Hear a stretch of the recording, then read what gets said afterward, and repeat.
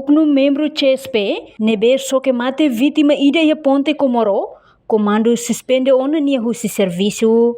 Ministro Interior Francisco da Costa Guterres afirma, membro CSP nebe soke vítima ida tomate, ia Ponte Fon Comoro ne, envolve ia caso rua, ida ma caso criminal, no dadang ne polícia halohela investigação, ba membro refere, ao mesmo tempo suspende ona nia husi atividade. Ya caso rua que agora membro ela primeiro caso criminal, né, a Carla foi processo lá no tribunal lá, enquanto a parte polícia halohela investigação bani suspende ela nia atividades, suspensão bani para o libele lo que dá atual processo investigação disciplinar bani.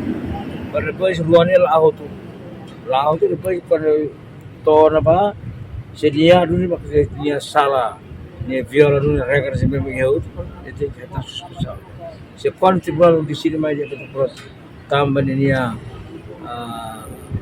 serviço tambah ni lalau ne makanya hal emergency vida kotu emergency mati depois lori boleh kata lori prejuízo bagi família. Tribunal decide o isso para kami dia parte da polícia sei ajusta tu processo no tribunal mas caso não é lá na fase ele aparentemente o siri vida por vida lá comunidade fronteira passa por isso só por aqui nesse não No hira ia prosesu investigação hatudu prova, katak, nia sala duni, tambah halakon emane vida, ma comando PNT sai partilha informação com o caso idane, ba público.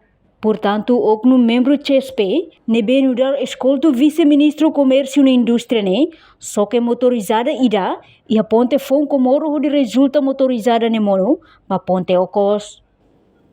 Enquanto vítima na rua, nebe conduz motorizada ne, sofre cane grave, no desconfia membro CSP ne, conduz careta ho condição lano. Acontecimento ne Rasik acontece ia domingo madrugada, lorong ida Fulan Junho tinering rua Ronolo Racing 5, ia área Delta 3 Ponte Comoro Dili. Reportagem Melania Conceição, Televisão Timor Post. Janela informação ba emogoto. Atua tem informação atual dia kliu, kita haluha, hane yang botão subscribe, like, halo comentário, no fahe tutang ba media sosial hotu.